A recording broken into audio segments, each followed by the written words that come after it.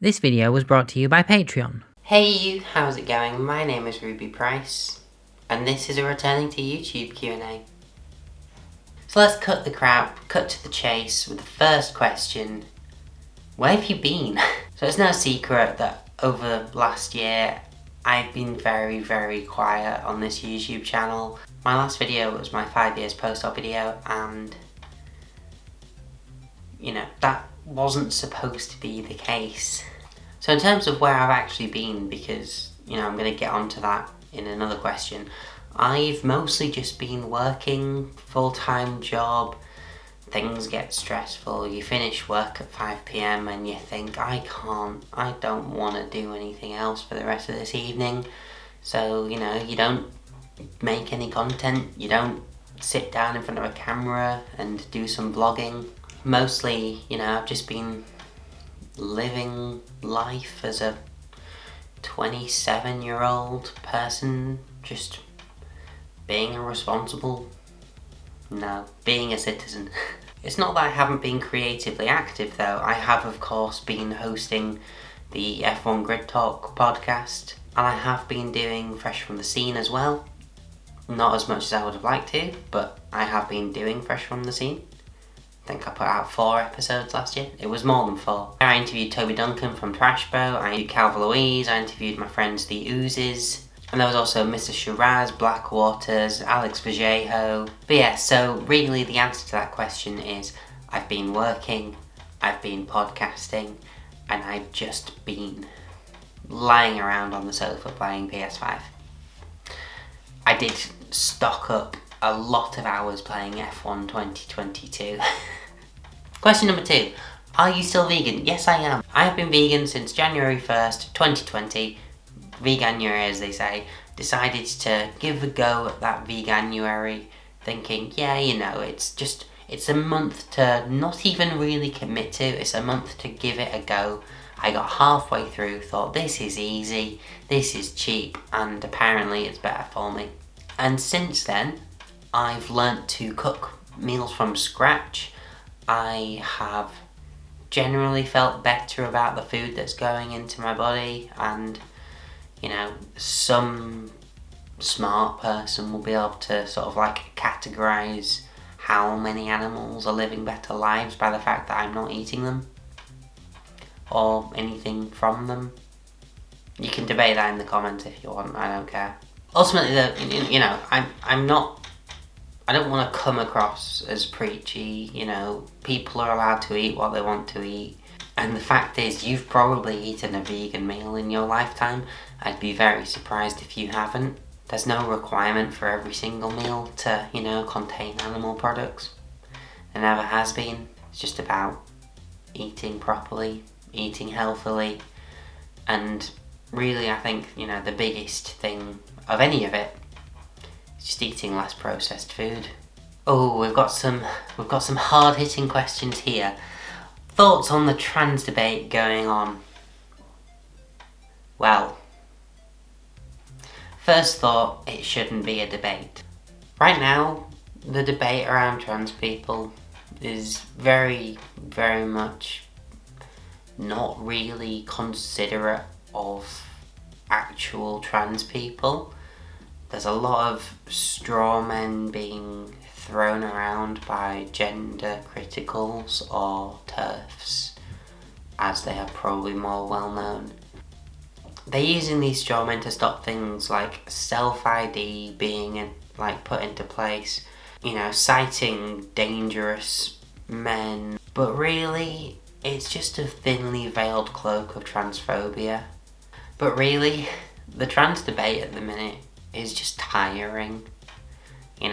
I log on to Twitter and the For You tab, which is very much not for me.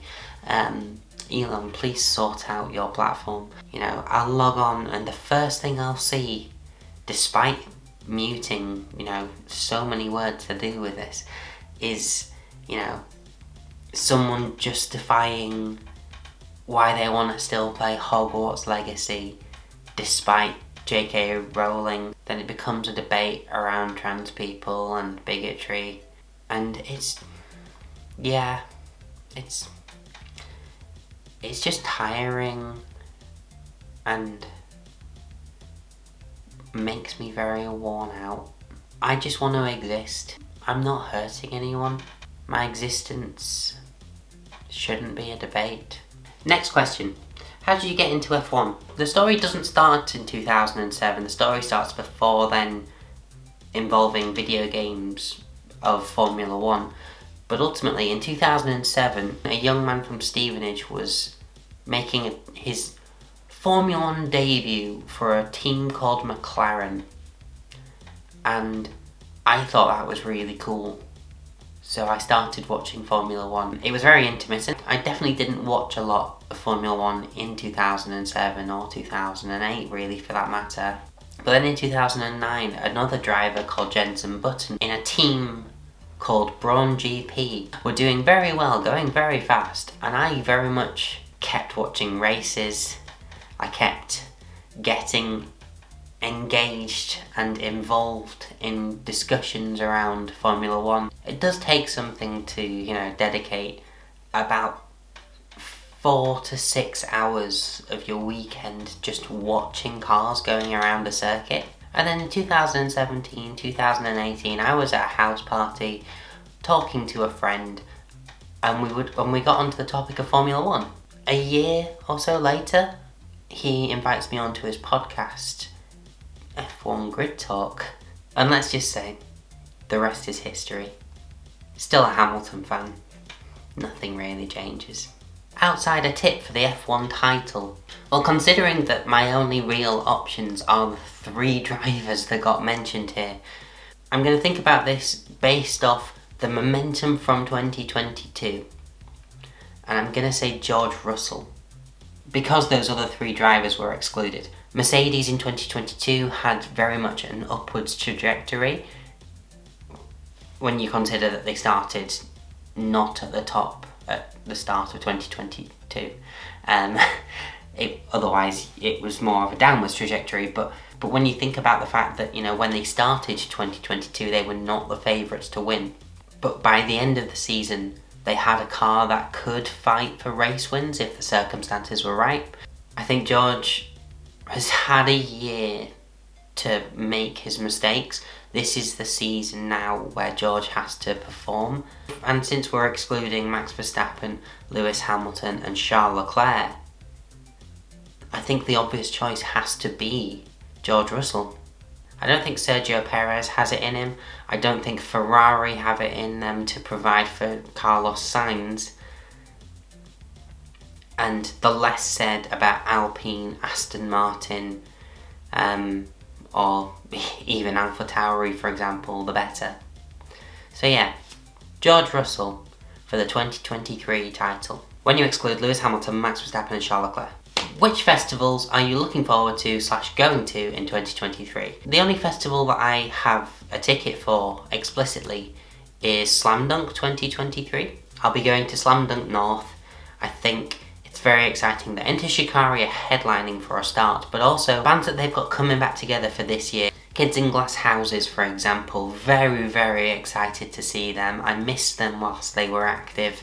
But also, on that note, I am very much hoping to get a day ticket for whichever day the Blackout are playing at Download 2023. The Blackout, again, another part of Welsh, noughties post-hardcore royalty. Sean Smith is one of my favourite frontmen of all time. And he's just a very nice person in general. I've had him on the podcast twice. I was thinking of going to Leeds Fest again for 2023, but the initial lineup has actually been really disappointing. So far, the only bands that I'd be going to see are bands that I have seen before. But who knows, the next announcement might, just be full of artists that I really want to see. Last year I didn't really go for any of the main bands. I went for all of the smaller bands, and on the Saturday spent pretty much the entire day at what would have used to be called the Pit stage, but now it's like the Festival Republic stage. In any event, it was the only time I actually saw As It Is play live in 2022, and it was the only time I saw As It Is play live since 2019. So Leeds Fest was a good year last year, for me at least. What's your favourite memory from university? I'm going to give myself at least 2 options for this because, you know, I've done a master's degree and a bachelor's degree, and they were 2 very different experiences. So starting off with the bachelor's degree, when I was at university, I was the station manager for Radio Hood, the student radio station. I poured so much of my time and energy into that station whilst I was there. Pretty much the entire of my radio show, Ruubez Off Camera, is available to listen to. There's a link in the description if you want to, it's on Mixcloud. But one of the standout times whilst being in charge of Radio Hood was the 24-hour broadcast in my final year that we did, starting broadcasting at 9 AM all the way through to 9 AM the next day. It was pure chaos in the evening when we were just left alone in the Students' Union building. We bought pizza, we had good company, we had good vibes, but by the end of it we were just completely zoned out, and it just made for some very, very funny moments, but honestly, one of the highlights of my time at university. Even though it happened officially a year after I received my master's degree, I'm gonna say my graduation ceremony was one of my favourite memories of my master's, just because it felt like a proper send-off to that time. During the latter part of my time doing my master's, the pandemic hit, and so graduation ceremonies were postponed.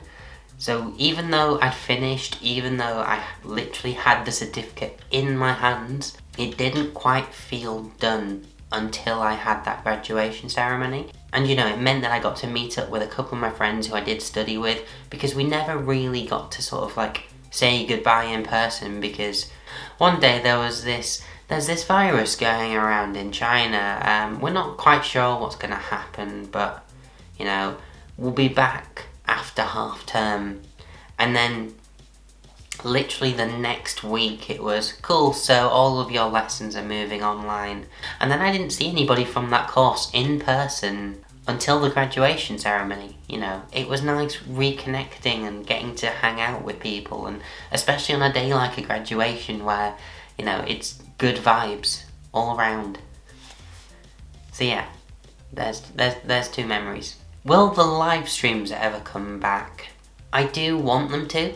I have a much better setup now, and a much better knowledge of how live streams work, actually, thanks to my job. So I am looking into it. I don't necessarily know if it would be like Monday Night Ruubez specifically was, you know, Monday night, 7 PM.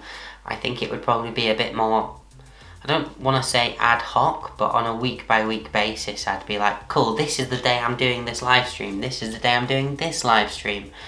And, you know, because I've got a better setup, I would probably do more stuff around it not just being me sat there talking to a camera. I'd, you know, maybe play some Magic the Gathering or whatever.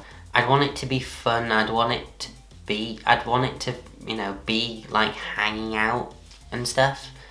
But really, I don't know, is the demand there? At least one person's asking about it. Which Elder Emo album release are you looking forward to most? Well, it depends on what you mean by Elder Emo. Like, art, and I don't know if it's actually been announced or anything, or if there are plans for it, but MCR, album 5? We obviously got Foundations of Decay. Having a new My Chemical Romance album in 2023, is that something that could happen? I don't know. But the new Paramore album, I don't think you'd call it emo, but the new Paramore album's supposed to come out this week at time of recording, so that's on the agenda. Final question, what are your plans for content in 2023 with having a full-time job as well? So at F1 Chronicle Grid Talk podcast, we've been preparing for what is going to be a very busy 2023 Formula 1 season, so you'll be able to catch us on every single race weekend, doing a qualifying show, a race review show. There will be a preview show ahead of the race weekend. Not quite sure what days, but if you are interested in listening to a group of friends talk about Formula 1, We will be there, we'll be live on YouTube, recording each show, and, just come along, enter the chat. We even do a post show where we answer questions and just talk more about, what the big thing was that we just didn't have time to talk about in the show. In terms of YouTube, like I said, I wanted to talk about this a bit later. Part of the reason that I've had very much, I'm going to call it a content paralysis. I know the level of quality that I can create from a production perspective, but then that means that, what I need to make needs to hit that level of quality. So that's kind of one of the things that's very much stopped me from making content, I think, because my brain has kind of gone, oh yeah, I can make something at this level, but I don't have anything at this level to make. So that's where this comes in. I think if I can make 12 YouTube videos this year, that's one a month, with an extra one at least for another to make up for the fact that I was not on the ball in January. I think I'll be happy with that. So that's something. Fresh from the Scene, still happening. I've got an interview to edit and get sorted for this week because this episode has to come out before a certain day. But I am hoping to get more stuff with that. So yeah, YouTube, podcast, at the very minimum, maybe live streams. Content for 2023. It's hard being an adult. But yeah, we've done it. I've made a video. If you did enjoy that, do all that generic YouTube stuff, like, share, comment, subscribe, and all that jazz. There's links in the description if you want to check out anything else. I do have a Patreon as well. But on that note, I've been Ruby Price, and I shall see you next time. Adios. Bye. Is that something I'm still going to do? I think so. This video was brought to you by Patreon.